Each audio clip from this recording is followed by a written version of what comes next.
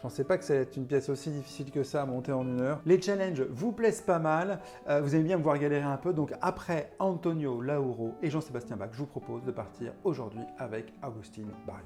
Aujourd'hui, on part sur sa danse paraguayenne numéro 1, que je n'ai jamais jouée, que je n'ai jamais fait travailler. Alors, c'était pas si simple à trouver, mais finalement, Barrios a écrit au moins 15 tubes, donc on a fini par y arriver. Je suppose qu'avec cette danse, nous aurons l'occasion de parler de rythme, mais comme souvent chez Barrios, qu'on surnomme le Chopin de la guitare, une chose très intéressante, je pense, va être à travailler, c'est comment faire chanter la guitare. Alors, on s'installe. On va quand même essayer d'avoir un son correct. Alors, on va préparer le chrono, et c'est parti. Alors, hop, voilà. Alors...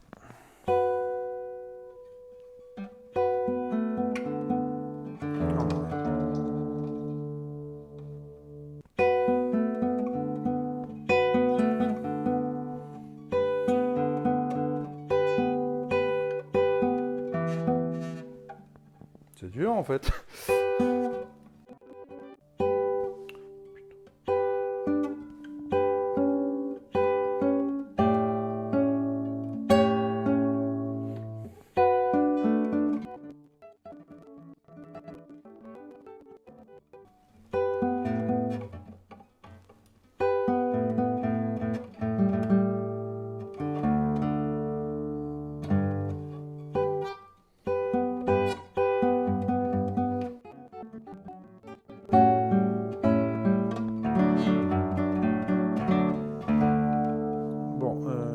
Je le lis toujours une fois, mais je vais refaire une deuxième fois parce que c'est plus dur que ce que je pensais.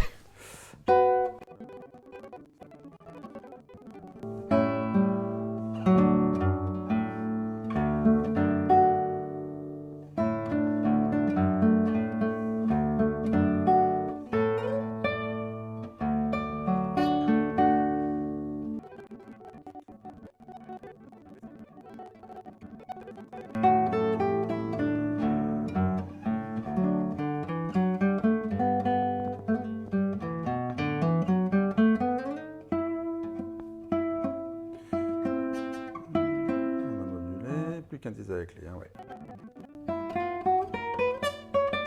Là, il faudra trouver un doigté.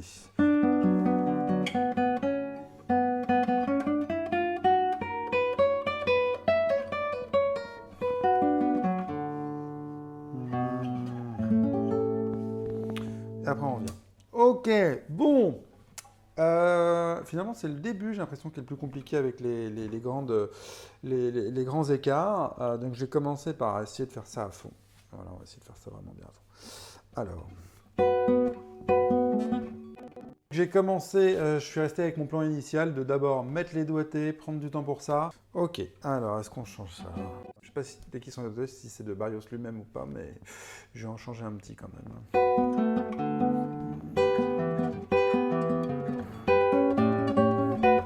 Ça sera plus simple. Ça va moins vite qu'avec mon crayon, mais comme ça au moins vous voyez. 4 évidemment, 6e corde, boum.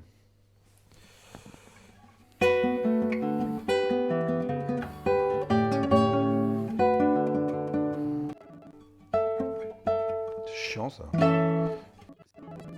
Okay. Bon, alors là, je vais me le mettre bien en évidence.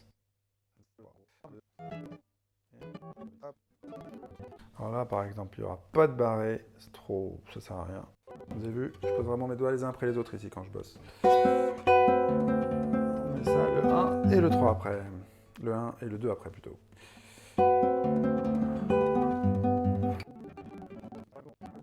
Un petit coup encore pour voir si on n'a oublié rien niveau doigté.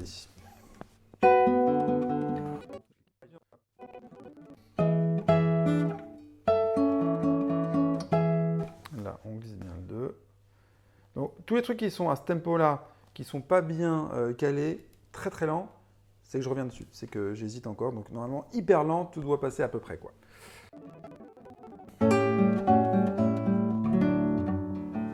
Ok, on passe à la suite. Là, on peut pas glisser, là, c'est dommage. Est-ce qu'on peut pas glisser?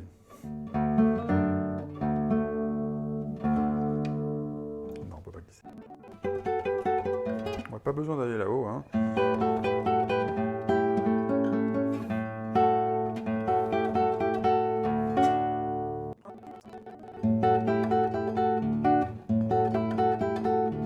Ok, ça marche. Je me le mets pour pas être... Pour pas que quand je vous le jouerai tout à l'heure, j'ai des doutes.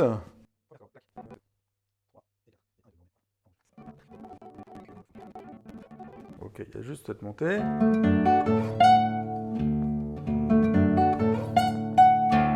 Les doigtés sont bons. Maintenant, je vais commencer à accélérer un tout petit peu et voir s'il n'y a pas de... L'idée, c'est de ne pas hésiter en jouant hyper lentement. Là, par exemple, c'est pas le cas. Voilà, un petit coup.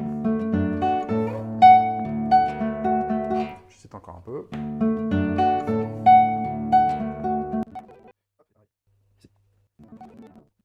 Il est où le minuteur? Il est où le minuteur? Putain. Et là. Troisième partie, le trio. Alors, c'est quoi? C'est nouveau. On retourne au début. Ta da da da di di da di da di da da.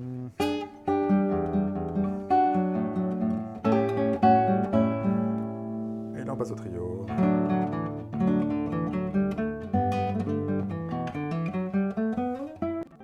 Ok, alors déjà le doigté, c'est bizarre qu'on soit ici. Et après qu'on soit là. Il n'y a aucune raison. Donc on va garder le même doigté, si c'est possible.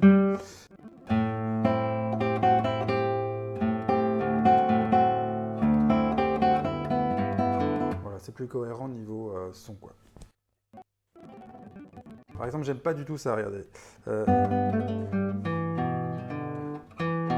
C'est pas beau d'avoir le mi qui sonne quand on fait le si. Parce que la guitare chante, donc quand on peut chanter, on ne peut chanter qu'une voix à la fois. Donc, si c'est une ligne mélodique, on fait attention que la note d'avant, le mi, se coupe quand on joue le si. Donc pour ça, on va mettre 2 et 1.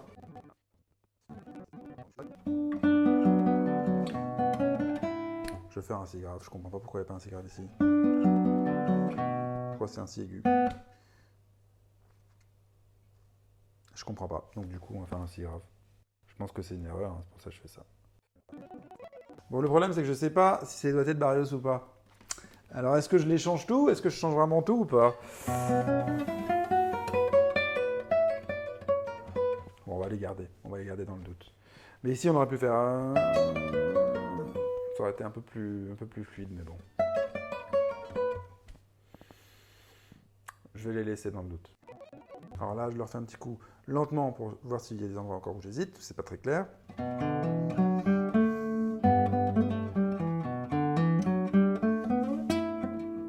Là, c'était pas clair.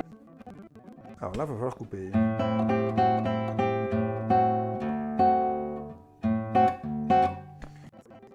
Bon, j'arrive pas bien à le faire, mais je pense que vous voyez ce que je veux dire. Donc, je me les entoure. Hop. On va couper avec la main droite. Ok, donc ici...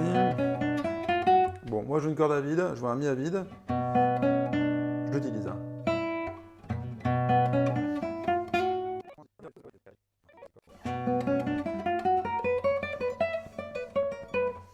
Ok, bon ça me paraît ok.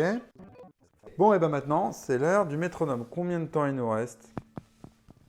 32 minutes, ok. Et ben on blinde au métronome. Alors pas trop vite, et un peu comme j'ai fait tout à l'heure, c'est-à-dire que les endroits qui sont pas bien, il faut que ça soit bien. Donc je le mets pas vite, mais il faut que tout soit nickel. Parce que ce qui est compliqué ici, vous avez vu, c'est l'enchaînement du 3. Dès le début, c'est dur en fait.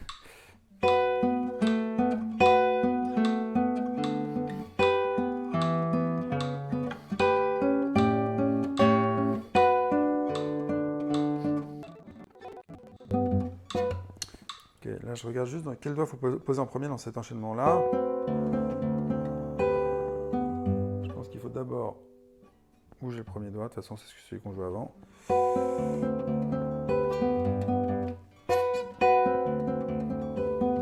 Ouais, c'est mieux. Alors, faut pas que je me laisse avoir, hein.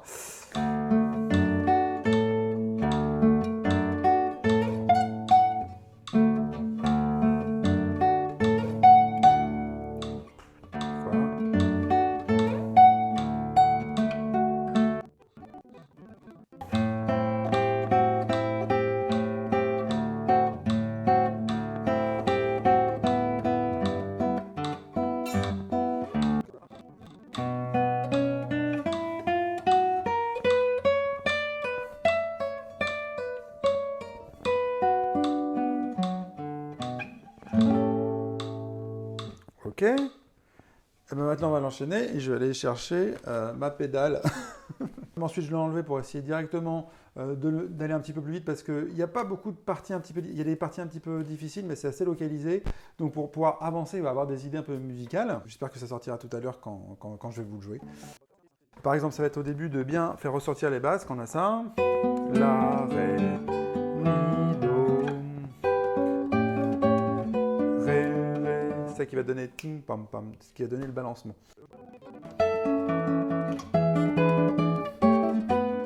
Ça, je ne l'ai pas. Alors, quand on n'a pas un truc, on le refait hyper lentement pour que les doigts ils apprennent.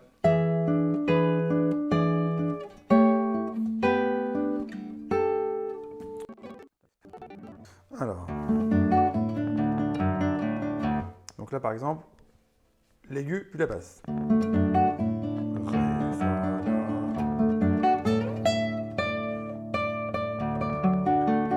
Pareil. Alors, c'est quoi l'enchaînement exactement?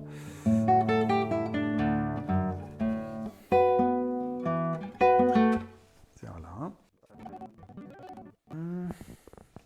Ok, 9 minutes. Faut que je me concentre sur le début en fait encore un peu. Si je me vote dès le début, ça va pas le faire.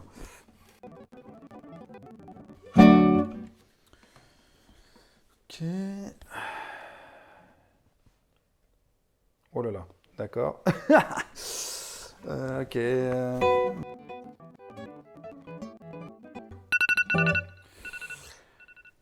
Ça y est, je crois que c'est l'heure. Ah oui, et n'oubliez pas de liker la vidéo s'il vous plaît, évidemment, parce que ça aide au référencement de la chaîne et de la vidéo, qu'elle soit plus visible par YouTube, par tout le monde. Merci beaucoup. Bon, je vais prendre le parti de jouer au tempo, quasiment au tempo. Donc évidemment, je vous dis tout de suite, il y aura des pains. Hein. Il y aura des pains, vous pouvez les noter. Mais voilà, comme ça, c'est un peu le jeu, c'est pas grave. Et comme ça, on voit où est-ce que ça donne. Mais faites pas ça chez vous. Hein. Chez vous, faites-le lentement et pas en 1 heure. Hein. Voilà, bon, ça c'est dit. Ça c'est dit. Maintenant, on va essayer d'y aller et de ne pas meubler pour rien. Il faut se lancer. Alors.